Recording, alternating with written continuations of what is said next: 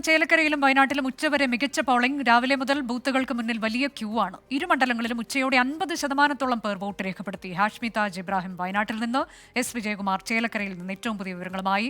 ആദ്യം ഹാഷ്മി താജ് ഇബ്രാഹിമിലേക്ക്. ഹാഷ്മി, വയനാട്ടിലൊക്കെ മികച്ച പോളിംഗ് എന്നതാണോ? ഈ കഴിഞ്ഞ ഏതാനും മാസങ്ങൾക്കിടയിൽ വന്ന രണ്ടാമത്തെ തെരഞ്ഞെടുപ്പാണ്. പക്ഷേ ജനങ്ങൾ കൂട്ടത്തോടെ തന്നെ പോളിംഗ് ബൂത്തിലേക്ക് എത്തുന്നു എന്നുള്ളതാണോ?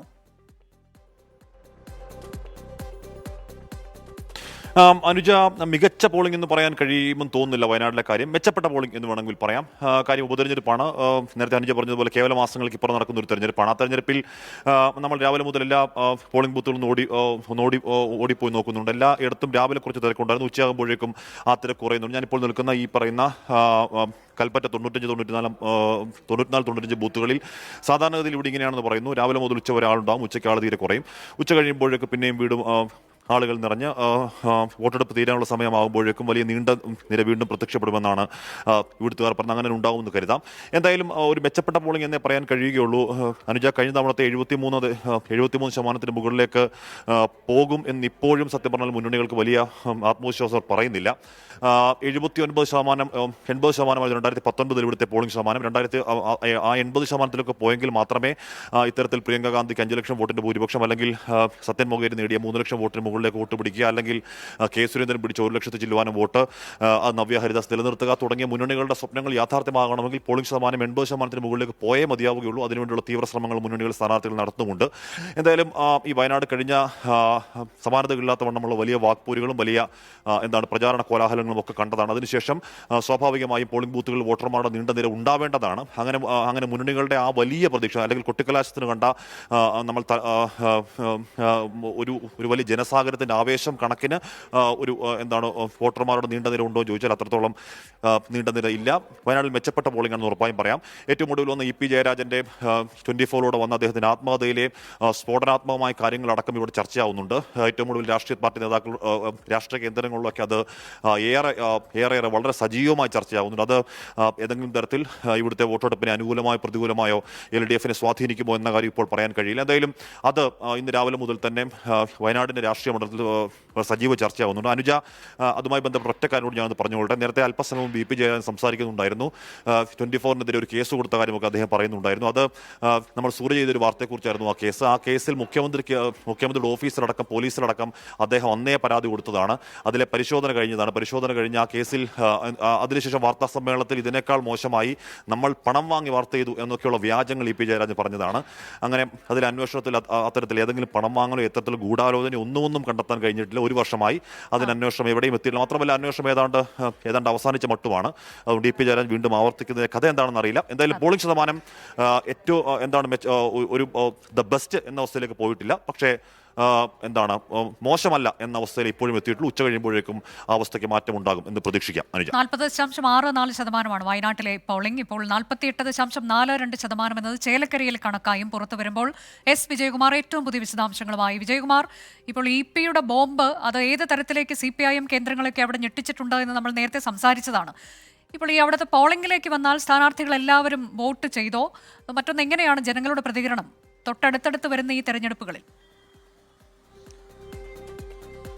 അനുജ, നമ്മൾ ഏതാണ്ട് കുറച്ച് അത്ഭുതത്തോടെയാണ് ചേലക്കരയിലെ പോളിംഗ് ബൂത്തുകളിലെ കാഴ്ചകൾ ഉച്ചവരെ പ്രേക്ഷകരിലേക്ക് എത്തിച്ചത്. ഏതാണ്ട് ഒരു 50% ആളുകൾ പോൾ ചെയ്തു കഴിഞ്ഞു എന്നത് ഒരു വളരെ സന്തോഷം നൽകുന്ന ഒരു ജനാധിപത്യ പ്രക്രിയയോട് ചേലക്കരയിലെ പ്രബുദ്ധരായ വോട്ടർമാർ എങ്ങനെ പ്രതികരിക്കുന്നു എന്നതിന്റെ നല്ല സൂചനയാണ്.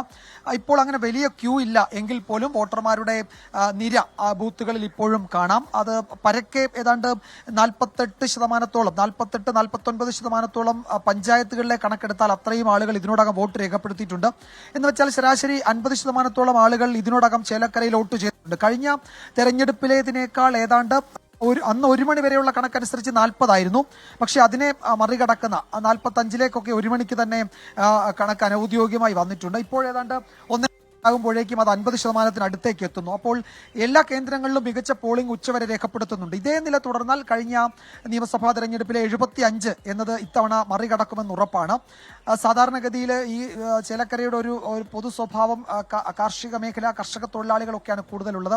അവർ വളരെ രാവിലെ വോട്ട് ചെയ്ത് മടങ്ങുകയാണ്. പക്ഷേ ഇത്തവണ ആ വോട്ടർമാരുടെ നീണ്ട നിര ഉച്ചവരെ തുടരുന്നു എന്നതാണ് നമ്മൾ കാണുന്നത്. അതിനർത്ഥം ഈ തെരഞ്ഞെടുപ്പ് പ്രചാരണത്തിൽ എത്ര സജീവമായി രാഷ്ട്രീയം ചർച്ച ചെയ്തതാണ് ചേലക്കര, അത് അതേ നിലയിൽ വോട്ടർമാർ ഏറ്റെടുത്തു എന്നത് തന്നെയാണ് വ്യക്തമാക്കുന്നത്.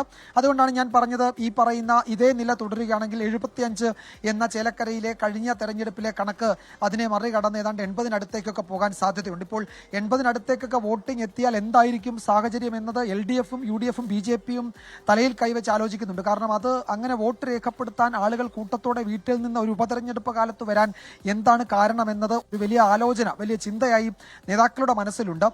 എല്ലാ കേന്ദ്രങ്ങളും ഇപ്പോൾ LDF-ന്റെയും UDF-ന്റെയും BJP-യുടെയും കേന്ദ്രങ്ങളിൽ സജീവമായി വോട്ട് നടക്കുന്നുണ്ട് എന്നത് അതുകൊണ്ട് എല്ലാവർക്കും പ്രതീക്ഷ നൽകുന്നുണ്ട്. ഒരേ സമയം പ്രതീക്ഷയും ഒരേ സമയം ആശങ്കയുമാണ്. അപ്പോൾ എന്താണ് ഈ കൂട്ടത്തോടെയുള്ള ആളുകളുടെ ബൂത്തിലേക്കുള്ള യാത്രയ്ക്ക് കാരണമാകുന്നത്, അവരെ പ്രേരിപ്പിക്കുന്നത് എന്താണ് എന്നതൊരു വലിയ ചോദ്യം തന്നെയാണ്. നമ്മൾ ഈ നിൽക്കുന്നത് ചേലക്കരയിലെ 69-ാം നമ്പർ ബൂത്തിലാണ്. 69 ടൗണിലെ ബൂത്താണ്. 69, 70 ഒക്കെ ഈ അടുത്തടുത്ത ബൂത്തുകളാണ്. ഇതിൽ 69-ല് രാവിലെ മുതൽ എപ്പോൾ നമ്മൾ നോക്കുമ്പോഴും വോട്ടേഴ്സിന്റെ നീണ്ട നിര അത് കാണാം. ഇപ്പോഴും അത് തുടരുകയാണ്. പുരുഷന്മാരും സ്ത്രീകളും പ്രായമായവരും അടങ്ങുന്ന വലിയ സംഘം ആളുകൾ ഇങ്ങനെ നട്ടുച്ചയ്ക്ക് 2 മണി സമയത്തും ബൂത്തുകളിലേക്ക് എത്തുന്നുണ്ട്. ആളുകൾ വന്നും പോയും നിൽക്കുകയാണ്.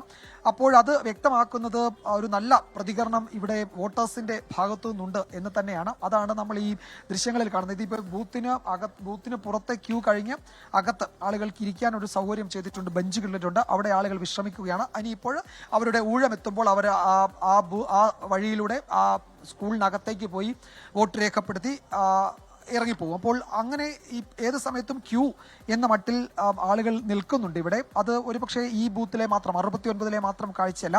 നമ്മൾ രാവിലെ ചേലക്കര ടൗണിലെ ഒട്ടുമിക്ക ബൂത്തുകളിലും പോയിരുന്നു. നീണ്ട നിര എല്ലാ സമയത്തുമുണ്ട്. ഉച്ചയാകുമ്പോഴും ആളുകൾ ഇങ്ങനെ വന്നും പോയും നിൽക്കുകയാണ്. അനുജ ചോദിച്ചതുപോലെ EP ജയരാജന്റെ ആത്മകഥാ വിവാദം ഉൾപ്പെടെ വോട്ട് ചെയ്യാൻ മിനിറ്റുകൾ മാത്രം ബാക്കി നിൽക്കെ പുറത്തു വന്ന ആ വാർത്തകൾ ഉൾപ്പെടെ ചർച്ച ചെയ്യുമ്പോൾ എന്തിന്റെ സൂചനയാണ് ഈ നീണ്ട ക്യൂ എന്നത് വലിയ ചോദ്യം തന്നെയാണ്. അതെ, 48.42, അതായത് 50-ലേക്ക് അടുക്കുന്നു ചേലക്കരയിലെ പോളിംഗ് ശതമാനം. മികച്ച പ്രതികരണം തന്നെയാണ്. അടുത്തടുത്ത് വന്ന തെരഞ്ഞെടുപ്പാണ് എങ്കിൽ പോലും ജനങ്ങൾ നല്ല രീതിയിൽ തന്നെ ഇതിനോട് പ്രതികരിക്കുന്നുണ്ട്, പോളിംഗിനോട് എന്നുള്ളതാണ്. അവിടെ നിന്ന് ഇപ്പോൾ ഈ ഉച്ച സമയത്തും മിക്ക ബൂത്തുകളിലും നീണ്ട നിര കാണാൻ കഴിയുന്നുണ്ട്. പക്ഷേ ഉച്ചയ്ക്ക് ശേഷമാകുമ്പോൾ തൊഴിലാളികളൊക്കെയുള്ള മേഖലയാണ്. അവരുടെ ജോലിയൊക്കെ കഴിഞ്ഞ് കൂടുതൽ പേർ പോളിംഗ് ബൂത്തുകളിലേക്ക് വരാനുള്ള സാധ്യതയും തള്ളിക്കളയാൻ കഴിയില്ല.